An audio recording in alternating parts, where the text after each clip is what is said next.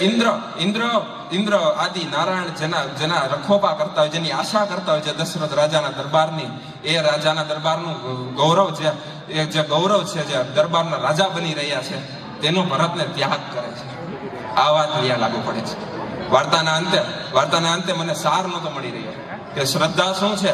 તે એક હોલા અને હોલીની વાત આવે છે કે હોલા અને હોલીની વાતમાં શું આવે છે તો કે એક વાતને લાંબી ન કરતા કહું તો કે હોલો અને હોલી જ્યાં નીચે જોવે છે તો પારજી શિકારી એમ કહેવાય કે બાણ ચડાવીને બેઠો છે, ઉપર જોવે છે તો શિકારી બાજાટા મારે છે, અને એમ કહેવાય કે હોલો અને હોલી એકબીજાને એમ કહે છે કે હવે તો પૂરું થઈ જશે, હવે તો કઈ વધ્યું નથી.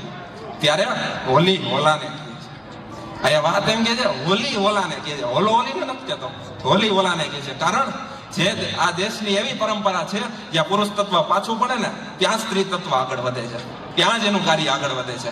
શું કહે છે તો કે આ સ્ત્રી તત્વની તાકાત કેવડી. યુદ્ધના મેદાનમાં બ્રહ્મા થાકી ગયા હતા, વિષ્ણુ થાકી ગયા હતા, ત્યારે એમ કહેવાય કે દવડાને આહવાન કર્યું હતું કે ખમા ખમા અમંકીય બહન કી ઇસી હાકત તાળીએ વાગીએ ડમર ડાક ફટાકીએ બાણ પ્રલેનાને ચોકે હટાટ મારસુ માર રટન અને તટાત તુંડી નત તટંદ હલકીય એકની એકાયા હોત અને રટારટ મારસુ માર રટન તટાત તુંડી નત તટન. એમ કહેવાય કે જગદંબાને આરાધના કરી દીધી, આ ખમા ખમા ખમા ખમા ખમા કરતી જગદંબા હાજર થઈ ગઈ હતી. તો કે બીજો યુગ આવ્યો. રાજા હરિશ્ચંદ્રને એમ કહેવાય કે વચનના વાણે રાજ્ય મુકાઈ ગયું, દેણું અપાઈ ગયું સાધુનું. શું કહે છે ત્યારે પત્ની કહે છે, શું કહે તો કે મને દાવ ઉપર નાખી દો, મને વેચી નાખો અને જે કઈ કરત છે એ તમારું પૂરું કરી નાખો. ત્યાં આગળ આવે છે સ્ત્રી શક્તિ. ત્રીજો યુગ આવ્યો જે એમ કહેવાય કે રાવણ થી એમ કહેવાય કે આખી ધરતી વિપરીત હતી. ઉઠ્યો પિત્ત કચકચી તજી રાવણ આયો, આંખ વિસદ શીશ દેખી હે રત હો જાયો, ડગા દસ દી કપાલ કાલ બા નરકો આયો, ધમક લગી દુર્જટી નિસ્તિન જ્ઞાન છટાયો, શ્રદ્ધા છૂટ ગઈ સંત કી ભય આખડી બીન, અરદાન કહે હો કરંત અને નિર્કત યુદ્ધ નવીન. એમ કહેવાય કે રાવણ હાજરી થયો. એમ ભગવતી જાનકી એમ કહેવાય કે 2 ડગલા માટે એમ કહેવાય કે રાવણને ભિક્ષા દેવા માટે આગળ આવે છે. ત્યારે એટલી ઘટના શું બને છે કે હર્ષિત ઋષિમન અતિ સતીવન ફળલે આય, મહેશ મુખ મલકાય આય બંધન છોડાય, નવગ્રહ કીનો નમન દમન અતિ બહુદિન કીનો, इंद्रजीत कुंभकर्ण मरण सब जान ही लेनो, सब करण लगे मन वन विचार अब खड़ी पर राम न आइए, तो हरदान कहे सब सूर पूर जाके हर्षनाद बजाइए. શું કહે છે કે મહેશ મુખ મલકાય આય બંધન છોડાય. આ જે 4 ડગલા ભરે છે તેમાં ઘોડાનાથ હસવા માંડે છે કે હવે લંકા સુધી રાવણને દર્શન દેવા ધક્કો નહીં ખાવો પડે. નવગ્રહ કીનો નમન દમન અતિ બહુદિન કીનો, ઇન્દ્રજીત કુંભકર્ણ મરણ સબ જાન હી લીનો. આ 4 ડગલા ભર્યા એમાં નવગ્રહની મુક્તિ થાય છે, ઇન્દ્રજીત અને કુંભકર્ણના મૃત્યુ થઈ જાય છે. એમ કે દેવતા બધા જ એમ કહેવાય કે ભગવતીને નમન કરી જાય છે. ચોથો યુગ આવ્યો. ત્યારે ભગવતી ક્યાં આવી તો કે હસ્તિનાપુરની રાજસભા બેઠી છે. છેલ્લો દાવ એમ કહેવાય કે છેલ્લા દાવ ખેલાય છે. મહારાણી દ્રૌપદીને દાવ માથે નાખ્યા છે. કવિ મોતીદાનજી લખે છે કે કયો વૃદ્ધ જન કુટેલ જીનપે લજ્જા હોવત લો. દુશાસન જે આમ કહેવાય કે દુશાસન 10,000 હાથીના બળ ધરાવવા વાળો દુશાસન છે. અને દ્રૌપદીજીએ જે સાડી પહેરી છે 10 ગજની સાડી. શું કહે છે પણ કોપી में कटको लाज लोपी में लटको, दुशासन ना एटको काल बाल पे भेटको तो टेक तर कदा पे ना है अंत कोड जोर परी चिको ता देव को टेटको तो चेक चेक जो बिन छिलको मत चाक चिको. ये आम या तो सभा में नजर नहीं की या तो बैर दिखलाता था बेहुदा चौकरी के बीच.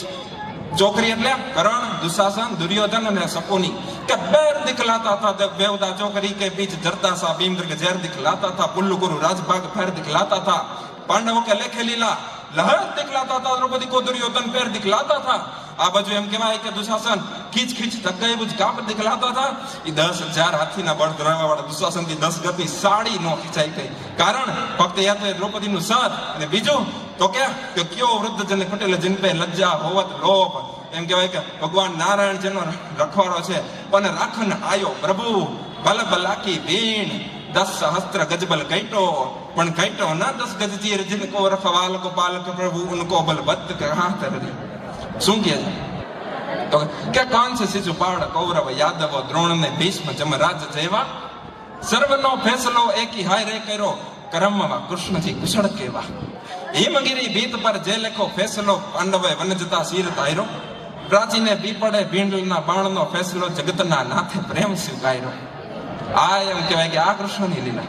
પણ છેલ્લે તો કે એ જગદંબા એમ કહેવાય કે જે બાણ ખોલાણું છે એમાં હોલી ગયા છે ભોલાને કેમ કે હવે શું કરશે, હવે એક આર્તના, હવે ભગવાનને એક પ્રાર્થના કરેલી છેલ્લે અને ભગવાન એમ કહેવાય કે આર્તના થઈ ગયો.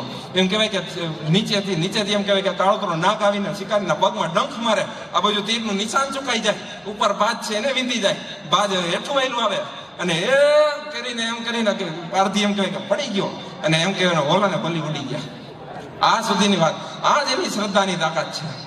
સખત પાડે તારવા ચારણ બેડો નામણા પામણા લીયા વધારાની નૂર માડી ચાલણી પધારે મૈયા સુધા રણી કાવે હરા હિંગડા આદિ માતા હજરા હજુ કે મારી માદરાડી ગાતરાડ કાળી ભવાની જપા રમેજી અંબિકા દેવી કથા જગરાઈ માડી વડાવાડી આશાપુરા ડુંગરે ચિતડા વાડી માઢે વાડી દુધ નામ પૂજાડીમાં માય માડી ઉડાવાડી રાજભાઈ કરણીમાં હારી અખા વિજેશ્વરી વાગેશ્વરી દેવીયા વાડાઈ માડી પાવાવાડી તેજરોડે બેડીયારે પ્રજાપણ તોતડા બેચારા હોલો કમડા તકાય મળી આવડ ચાવડ ગેલ ખોડિયાર બુટસાદી વર્ણ વગર રાણી કરે સેવા કરી મારે ભાઈ અવિયના સુરે અને ઓવિય તો રહેનામ અમારે બરોહ દેવી તમારો યાદ આ મળી કંડબાડ પિતના કતરોડી કથા સુંદરી બિસરી દેવી રખાયસ દિરમાણી કાવે હરા લાજ રાખો અરદાસ કોડો કોઈ પૂજારી નેતરી આવો ચારણારી દી પૂજારી નેતરી આવો ચારણારી દી. જય શ્રી. ખૂબ ખૂબ આભાર દેવેનભાઈ, આવું સારું સાહિત્ય અને આપણો ઇતિહાસ સમજાવવા માટે. અહીં જે લોક સાહિત્ય પીરસવામાં આવ્યું ને સાહેબ, એમાં દેવ દાનવ અને માનવના પારિવારિક જે મૈત્રી ભાવ, બંધુત્વની ભાવના એમાં વણાઈ લીધી હતી. જે ભાઈએ આ રજૂ કર્યું છે એનું મને નામ નથી ખબર, પણ હું એને વંદન અને અભિનંદન આપું છું. દેવલભાઈ બાંભરોલિયા, મને બહુ રાજીપો થયો, કેમ કે હું અહીંયા બેઠો હતો. એનું લોક સાહિત્ય, એણે દેવથી વાત શરૂ કરી, દાનવ પણ આવી ગયા અને માનવ પણ આવી ગયા, અને માનવમાં પણ મહાભારતના જે ભાઈઓ છે, પિતરાય ભાઈઓ, એની જે બાબતો અને ઘટનાઓ છે એને બહુ સરસ રીતે રજૂ કરી છે. મારી ભાષામાં કહું તો મને મજા આવી ગઈ.